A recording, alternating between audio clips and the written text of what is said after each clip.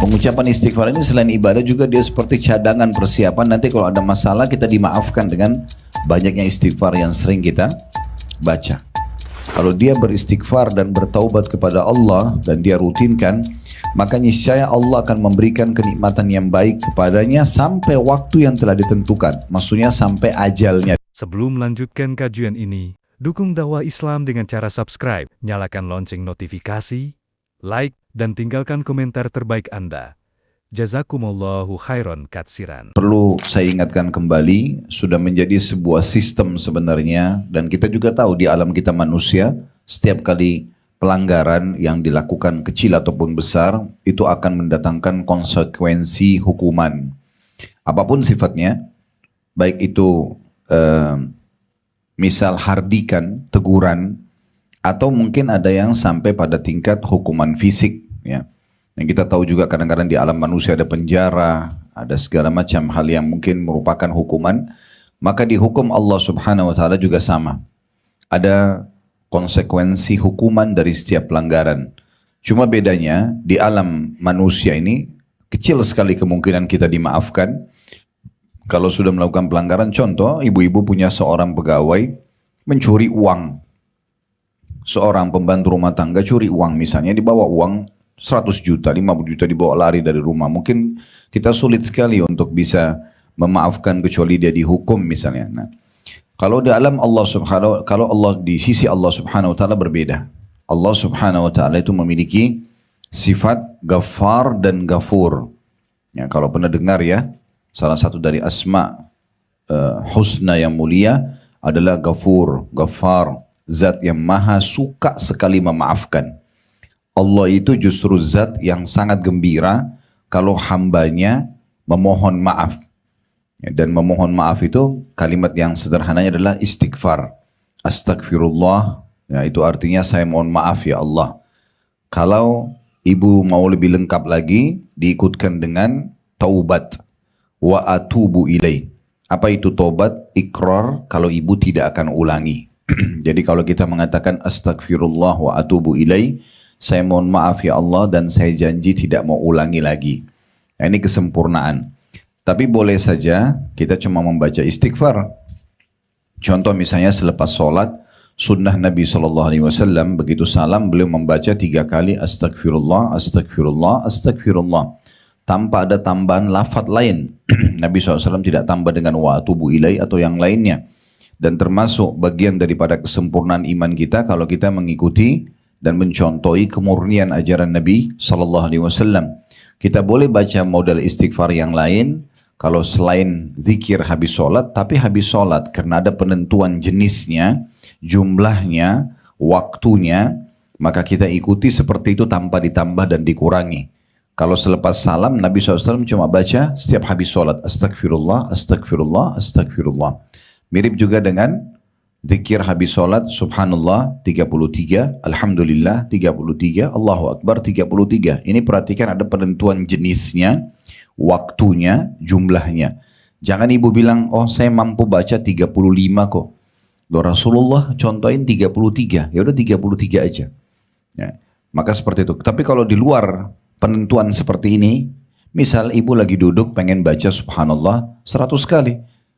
Misal siang, duhur seperti ini, lagi duduk santai, saya mau zikir kepada Allah, baca subhanallah 100 kali, gak ada masalah. Baca subhanallah 1000 kali, gak ada masalah. Karena tidak ada penentuan dari Nabi SAW di waktu siang sampai asar, penentuan jenis waktu dan jumlah khusus. Tapi kalau ada penentuannya, kita harusnya memurnikan ajaran baginda Nabi SAW. Jangan ditambah-tambah, karena pasti Nabi mengikuti perintah dari Sang Pencipta Allah Subhanahu wa taala. Nah, istighfar ini Bapak Ibu sekalian mudah sekali diucapkan. Dan kita tidak harus nunggu ada kesalahan baru istighfar. Karena Allah menjadikan istighfar atau permohonan maaf kepadanya ini sebagai bentuk ibadah. Jadi biar kita lagi tidak buat salah, tapi kita mengatakan astagfirullah, astagfirullah misalnya, atau ditambah dengan astagfirullah wa atubu ilaih, tetap dicatat pahala di sisi Allah Subhanahu wa taala walaupun kita sedang tidak ada pelanggaran agama. Makanya kata Nabi SAW, aku sendiri, kata Nabi, beliau seorang Nabi dan utusan Allah, beristighfar dan bertaubat kepada Allah sehari 70, dalam riwayat lain 100 kali. Ya, jadi walaupun tidak ada dosa, ya, karena kita tahu Nabi Muhammad SAW, ya, sebagaimana Aisyah radhiyallahu anha mengatakan dalam hadis yang sahih pada saat melihat Nabi SAW sholat malam, dan saking seriusnya beliau sholat malam sampai kakinya pecah-pecah. Sallallahu alaihi wasallam kena lama berdiri. Maka Aisyah mengatakan, ya Rasulullah, kenapa anda lakukan ini? Sementara anda ini orang yang sudah diampuni dosanya yang lalu dan akan datang. Jadi khusus nabi-nabi, ibu-ibu sekalian itu, mereka kalaupun belum buat dosa, ya, kalaupun nanti buat dosa misalnya, tetap sebelum mereka lakukan sudah dimaafkan. Itu khusus nabi-nabi. Jadi dosa yang lalu kalaupun terjadi ataupun akan datang semua sudah dimaafkan. Kata Nabi SAW, apakah tidak pantas aku menjadi seorang hamba yang bersyukur? Jadi aku ibadah ini bukan karena ada dosa, tapi karena aku bersyukur kepada Allah atas dipilihnya aku menjadi seorang nabi, diberikan kesempatan hidup, diberikan kesempatan ibadah. Kenapa nggak dipakai? Nah, seperti itu kurang lebih. Jadi istighfar ini jangan dianggap remeh dan jangan dianggap Bapak Ibu sekalian nanti kalau sudah ada kesalahan baru istighfar, jangan. Ya. Tapi jadikan dia sebagai rutinitas kita. Makanya Ali radhiyallahu anhu menitipkan sebuah pesan yang baik. Beliau mengatakan begini, sungguh sangat aneh kalau ada satu kaum atau satu orang binasa, sementara bersamanya obat penyelamatnya. Maka orang-orang berkata, apa yang anda maksudkan dengan obat penyelamatnya? Kata Ali, istighfar.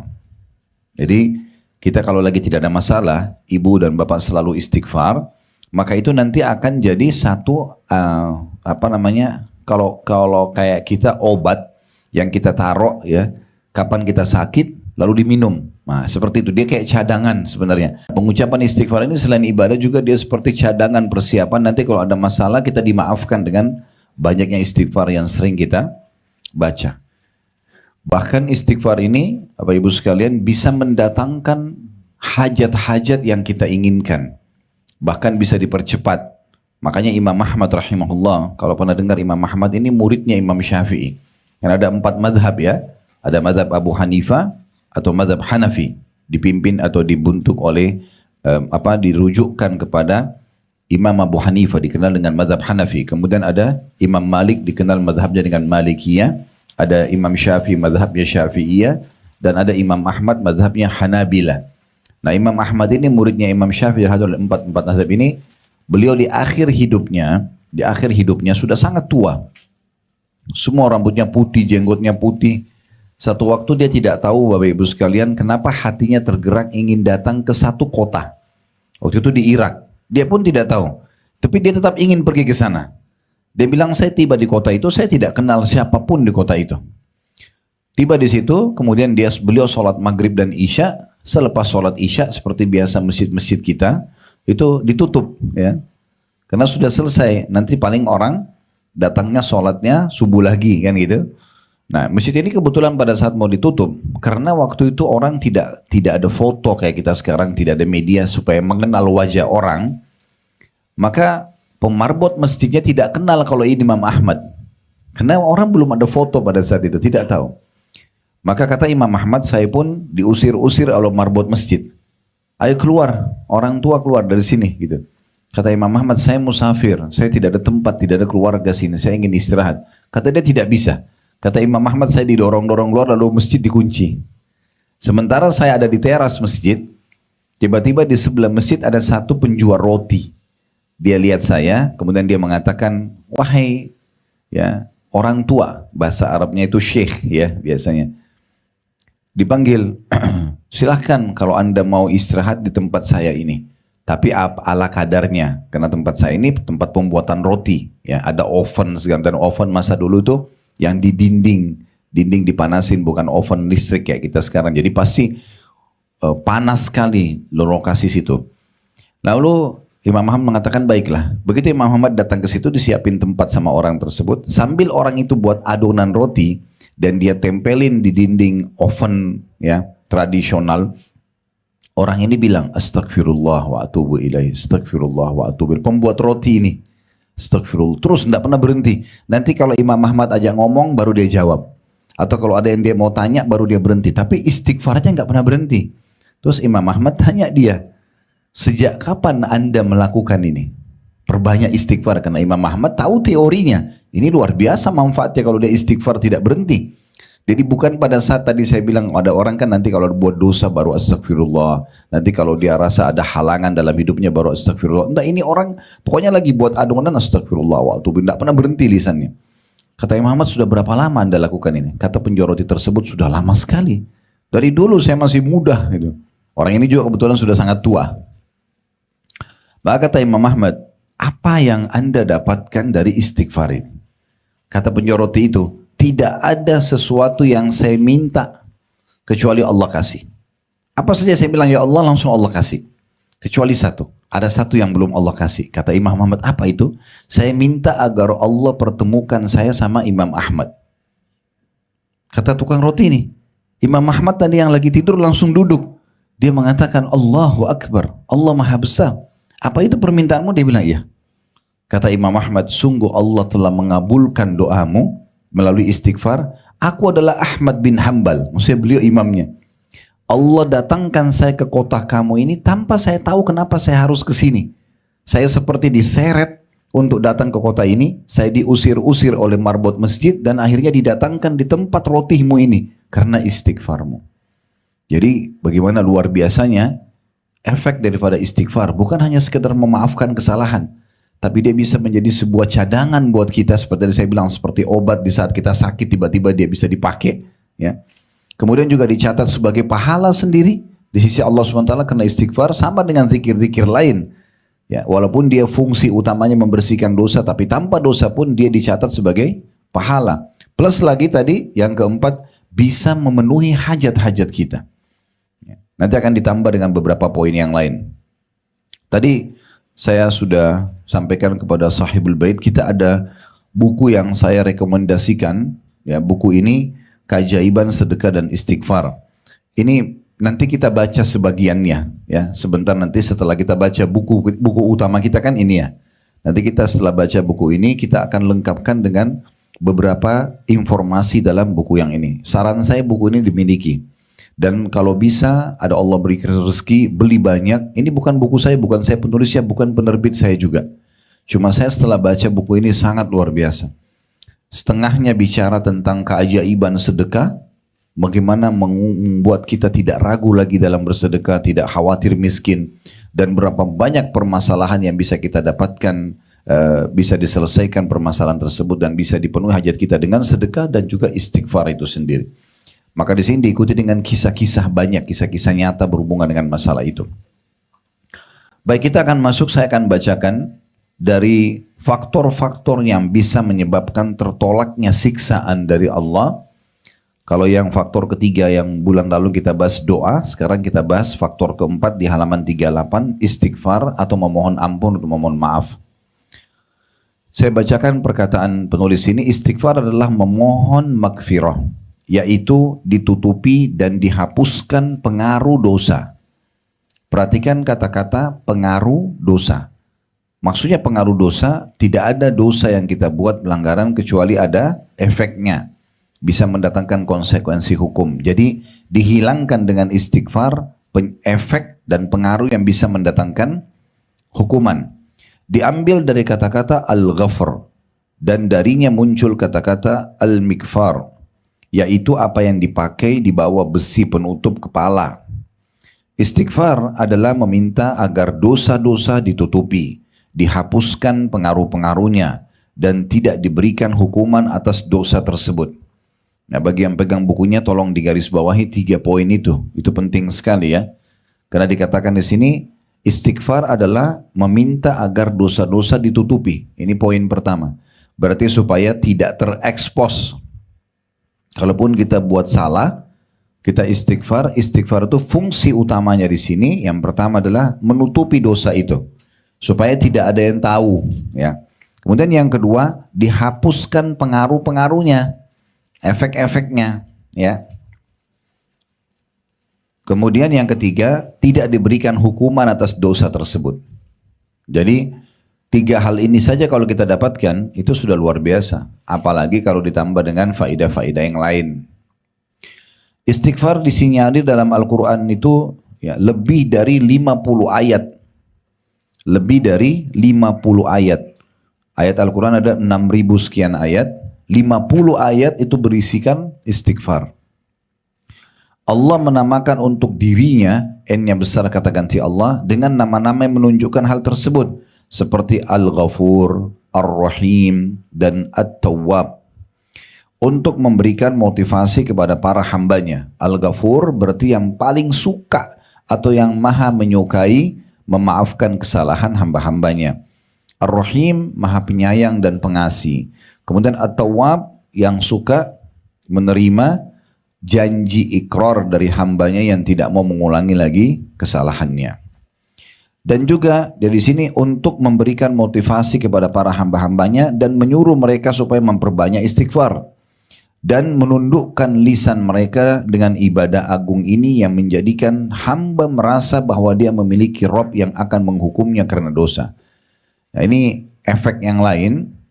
Kalau seseorang suka istighfar, maka Allah akan munculkan dalam hatinya perasaan iman, pengawasan dari Allah Subhanahu wa taala, sehingga dia selalu khawatir kalau buat dosa. Istighfar itu mendatangkan itu. Dia khawatir karena dia tahu ada Tuhan yang bisa menghukum dia. Dengan banyak istighfar muncul perasaan itu dalam hati kita. Istighfar adalah salah satu sebab besar untuk mendapatkan kebaikan dan dihindarkan dari keburukan di dunia dan di akhirat. Ini efek yang lain lagi.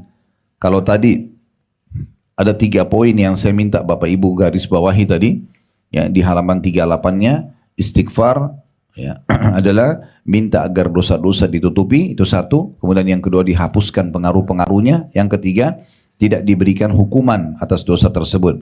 Nah, kita bisa tambahkan yang keempat, yaitu di poin ini ya, istighfar itu akan di halaman 39 di atas sekali, menjadikan hamba merasa bahwa dia memiliki Rabb yang akan menghukumnya karena dosa. Munculnya perasaan kalau orang banyak istighfar, kalau dia punya Tuhan dan dia khawatir mengulanginya karena akan dihukum. Yang kelima, paragraf setelahnya, istighfar adalah salah satu sebab yang mendatangkan dan juga untuk mendapatkan kebaikan dan dihindarkan dari keburukan di dunia dan di akhirat. Ini mirip tadi kisah Imam Ahmad rahimahullah. Mulailah beliau mengangkat ayat-ayat Al-Quran yang berbicara tentang anjuran istighfar. Dalam surah Hud ayat 3, Allah berfirman, wa anistaghfiru rabbakum thumma tubu ilaihi yumatti'akum mata'an hasanan ila ajalin musamma. Hendaklah kamu memohon ampunan kepada Tuhanmu dan bertaubat kepadanya. Istighfar dan bertaubat. Kalau kita gabung astaghfirullah wa atubu ilaih. Niscaya manfaatnya dia, D-nya besar kata ganti Allah, dia akan memberikan kenikmatan yang baik kepadamu. Makna kenikmatan yang baik, semua yang Bapak Ibu butuhkan yang dianggap nikmat, makanan enak, minuman enak, pakaian nyaman, dan segala macam apapun yang baik, itu masuk dalam makna ini, kenikmatan yang baik. Kalau dia beristighfar dan bertaubat kepada Allah dan dia rutinkan, maka niscaya Allah akan memberikan kenikmatan yang baik kepadanya sampai waktu yang telah ditentukan. Maksudnya sampai ajalnya datang. Ini kata penulis berisikan kabar yang baik dari istighfar. Dan bahwa itu merupakan faktor kenikmatan yang baik, kelapangan dalam ajal, dan bertambahnya karunia. Kelapangan dalam ajal maksudnya bisa saja diberkahi dan dipanjangkan umurnya. Istighfar adalah penyebab diperbanyak dan dianugerahkan harta, anak dan buah-buahan, serta diturunkan keberkahan dari langit ke muka bumi. Jadi kalau kita lanjutkan tadi poinnya, di paragraf di halaman 39, paragraf kedua, itu poin kelima. Istighfar adalah salah satu sebab datangnya kebaikan. Kemudian poin yang keenam, ya, ini adalah di paragraf yang nomor 2 dari bawah. Itu ditulis angka 6. Ini berisikan kabar baik dari istighfar bahwa itu merupakan faktor kenikmatan yang baik, kelapangan dalam ajal. Nah, ini bisa menjadi poin yang ke-6, kelapangan dalam ajal. Ya. Yang ke-7, bertambahnya karunia. Setelahnya, maksudnya bertambahnya rezeki. Yang ke-8, istighfar, di paragraf terakhir, istighfar adalah penyebab diperbanyak dan dianugerahkan harta. Yang mau hartanya lebih banyak melimpah, anak-anaknya juga bakti sama dia, atau yang belum dikaruniai anak, maaf, mandul misalnya, perbanyak istighfar itu solusinya, dan juga memperbanyak buah-buahan, maksudnya hasil panen, makanan secara umum, minuman selalu melimpah dan ada. Serta diturunkan keberkahan dari langit ke bumi. Berarti ini banyak sekali poinnya. Ya, istighfar adalah penyebab diperbanyakkan harta, itu poin ke-7. Poin yang ke-8 diperbanyak anak. Poin ke-9 diperbanyak buah-buahan. Poin ke-10 bisa mendapatkan keberkahan dari langit ke bumi. Bisa ditangkap ini ya yang saya sampaikan? Oke. Allah berfirman dalam surah Nuh ayat 10 sampai ayat 12 yang menjelaskan kepada kita istighfar itu akan memperbanyak harta, memperbanyak keturunan, dan juga memperbanyak buah-buahan ya, atau makanan dan minuman atau kebutuhan kita terpenuhi. Dalam surah Nuh surah ayat 10 sampai ayat 12, di sini cuma disebutkan, tidak disebutkan urutan surahnya. Faqultu astaghfiru rabbakum innahu kana ghaffara yursilis samaa 'alaikum midrara wa yumdidkum bi amwalin wa banina wa yaj'al lakum jannatin wa yaj'al lakum anhara. Maka aku berkata kepada mereka, mohonlah ampunan kepada Tuhanmu. Sesungguhnya dia, ini Nabi Nuh bilang sama kaumnya ya, kan ini surah Nuh. Nabi Nuh bilang sama kaumnya, mohonlah ampun kepada Tuhan kalian. Sungguh dengan istighfar atau mohon ampun itu dia Allah Maha Pengampun. Niscaya dia akan menurunkan hujan yang lebat dari langit kepadamu. Maksudnya turun hujan ini tidak ada kemarau, maka jadi subur ya. Dan dia memperbanyak harta dan anak-anakmu, dan mengadakan kebun-kebun untukmu, dan mengadakan sungai-sungai untukmu. Jadi surah Nuh ini menjelaskan tentang masalah itu. Ada sedikit saya tambahkan kisah di sini.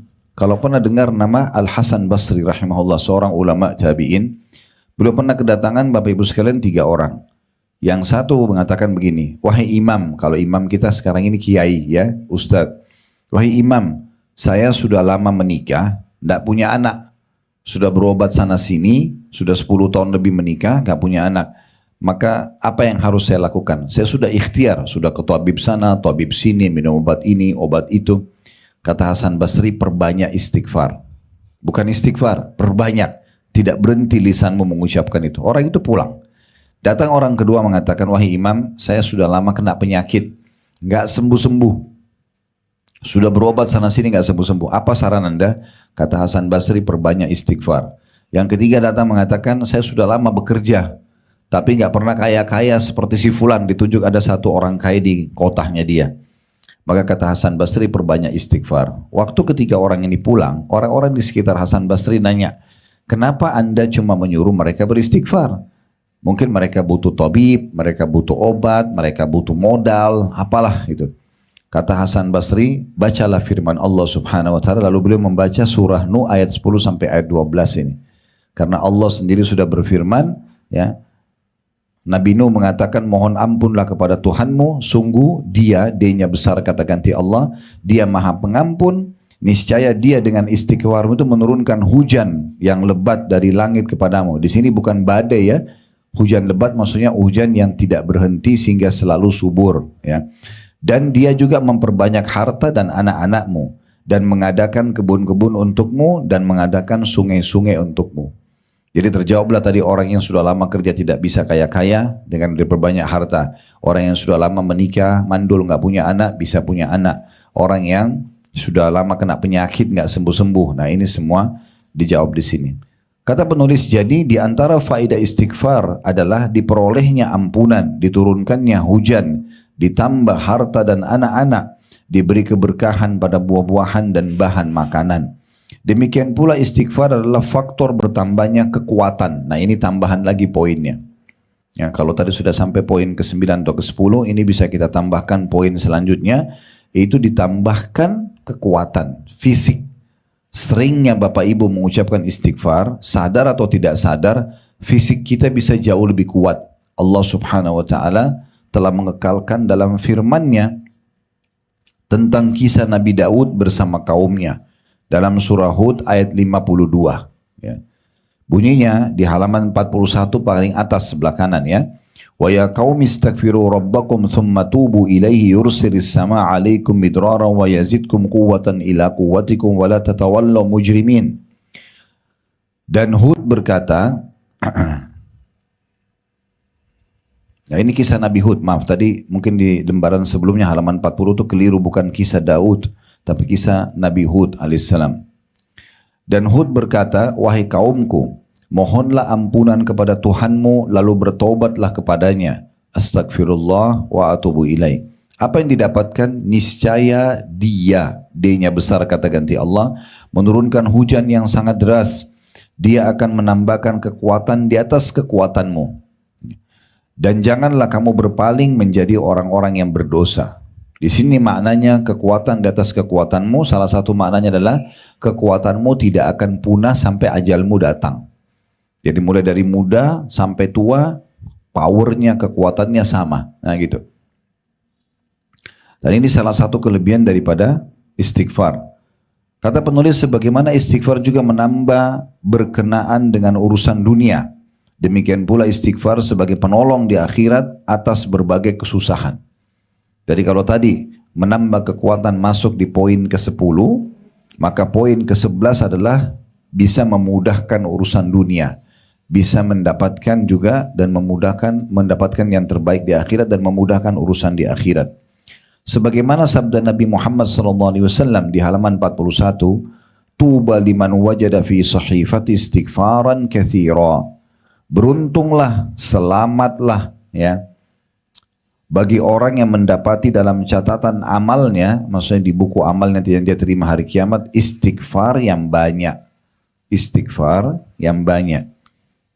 Jadi kata penulis, istighfar menambah kekuatan pada tubuh hamba, lalu ia bisa menikmati anggota tubuh, indera dan akalnya. Demikian pula istighfar adalah kekuatan baginya dalam melakukan ketaatan kepada Allah. Dengan demikian istighfar adalah kekuatan dalam meraih segala kebaikan baik di dunia maupun di akhirat. Ada kisah satu orang ulama di Saudi, dia pernah jalan sama murid-muridnya naik kapal. Subhanallah, di tengah lautan dihantam dengan ombak badai yang besar sehingga mereka harus menyelamatkan diri. Ini guru ini sudah umur hampir 70-an atau 70-an tahun dan dia sangat bersahaja orangnya. Tidak terlihat orangnya itu lincah gitu-gitu ya. Tapi subhanallah begitu ada badai, dia bisa membantu semua muridnya untuk menyeberangkan mereka dari kapal itu ke pulau terdekat dan menyelamatkan barang-barang penting mereka. Bolak-balik, ini kan butuh energi yang luar biasa. Maka setelah semua murid-muridnya selamat, mereka tanya, Masya Allah, Syekh ini kayak guru ya. Apa ini, kekuatan dari mana ini? Luar biasa.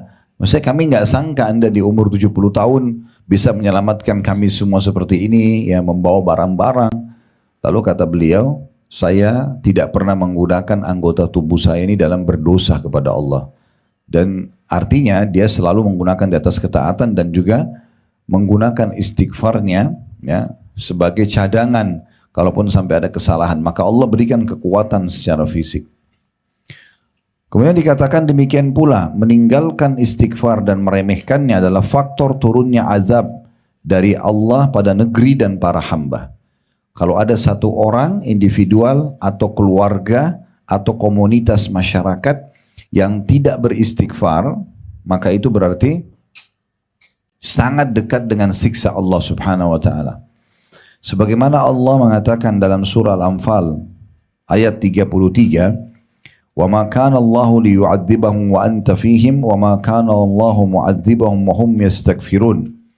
Yang artinya, tetapi Allah tidak akan menghukum mereka selama engkau Muhammad berada di antara mereka. Ayat ini turun kepada orang-orang kafir Quraisy, Bapak Ibu sekalian. Karena mereka sembah berhala, mereka makan bangkai, dan segala macam pelanggaran agama mereka lakukan. Tapi ada di antara mereka bahkan yang menantang, mengatakan, "Hai Muhammad, datangkan saja siksa Allah kepada kami." Maka Allah turunkan firman-Nya ini, sungguhnya Allah tidak akan menghukum mereka selama kau ada di tengah-tengah mereka, hai Muhammad. Jadi kalau di tengah-tengah kita ada Nabi Muhammad, gak mungkin datang hukuman Allah. Ya. Kemudian Allah juga tidak akan menghukum mereka sedang mereka masih memohon ampun. Sedang mereka masih memohon ampun. Berarti istighfar kalau diucapkan maka sudah cukup untuk bisa menjadi tameng terhadap datangnya hukuman Allah Subhanahu wa taala. Ini bisa dijadikan sebagai tambahan poin mungkin yang ke-12 ya. Dengan demikian istighfar adalah pengaman bagi penduduk bumi dari turunnya azab. Sebagaimana Nabi SAW adalah pengaman bagi mereka. Jadi Allah telah memberikan kepada umat ini dua pengaman. Yang pertama memberikan kepada mereka pengaman yang telah berlalu, yaitu keberadaan Nabi SAW di tengah mereka. Jadi Nabi SAW semasa hidup itu muslimin aman di sana. Ya. Kemudian yang kedua pengaman yang tetap ada hingga akhir masa nanti, yaitu istighfar. Jadi jangan dianggap remeh. Ini ternyata pengamanan yang luar biasa buat diri kita, buat keluarga kita, buat lingkungan kita, buat negara kita. Ini istighfar luar biasa. Allah Subhanahu wa taala berfirman dalam surah An-Naml ayat 46, "Laula tastaghfirunallaha la'allakum turhamun." Mengapa kamu tidak beristighfar atau memohon ampun kepada Allah agar kamu mendapat rahmat? Ini bisa menjadi poin ke-12, ternyata bisa mendatangkan rahmat, karunia, melimpahnya ya rezeki. Jadi istighfar kata beliau adalah faktor untuk mendapatkan rahmat. Ini tambahan lagi yang lain. Barang siapa yang dirahmati Allah, maka dia tidak akan membinasakannya. Maksudnya Allah tidak akan pernah menghukumnya. Terdapat anjuran untuk beristighfar sesuai tiap-tiap ibadah berupa sholat, puasa, haji, dan semua peribadatan yang dilakukan untuk mendekatkan diri kepada Rabb-Nya, guna menambal kekurangan yang mungkin terdapat pada amalan-amalan tersebut. Dia berfirman, atau Allah berfirman menuturkan tentang Ibrahim dan putranya Ismail alaihi wassalatu wassalam. وَإِذْ يَرْفَعُ إِبْرَاهِيمُ الْقَوَاعِدَ مِنَ الْبَيْتِ وَإِسْمَاعِيلُ رَبَّنَا تَقَبَّلْ مِنَّا إِنَّكَ أَنْتَ السَّمِيعُ الْعَلِيمُ رَبَّنَا وَاجْعَلْنَا مُسْلِمَيْنِ لَكَ وَمِنْ ذُرِّيَّتِنَا أُمَّةً مُسْلِمَةً لَكَ وَأَرِنَا مَنَاسِكَنَا وَتُبْ عَلَيْنَا إِنَّكَ أَنْتَ التَّوَّابُ الرَّحِيمُ. Dan ingatlah ketika Ibrahim meninggikan pondasi Baitullah bersama anaknya Ismail seraya mereka berdua berdoa. Ini awal dibangunnya Ka'bah. Ya Tuhan kami, terimalah amal ini dari kami. Ini perlu Bapak Ibu garis bawahi sampai sini dulu. Setiap Bapak Ibu habis melakukan ibadah, walaupun Bapak Ibu ikhlas, tetap ucapkan Rabbana taqabbal minna innaka antas samiul alim. Wahai Tuhan kami, terimalah ini dari kami. Sesungguhnya kau maha mendengar dan maha mengetahui. Nabi Ibrahim dan Ismail AS saja itu diperintahkan Allah untuk membangun Ka'bah. Dan setelah mereka dengan begitu ikhlasnya, tetap mereka mengucapkan kata-kata ini. Ya Tuhan kami, terimalah amal ini dari kami.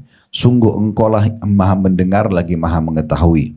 Lalu mereka, Ibrahim dan Ismail AS berdoa lagi, berdoa lagi, ya Tuhan kami, jadikanlah kami orang-orang yang berserah diri kepadamu, dan anak-anak cucu kami juga umat yang berserah diri kepadamu, dan tunjukkanlah kepada kami cara-cara melakukan ibadah haji kami ini, dan terimalah taubat kami, sungguhnya engkau maha menerima atau penerima taubat dan maha penyayang. Diambil dari surah Al-Baqarah ayat 127-128.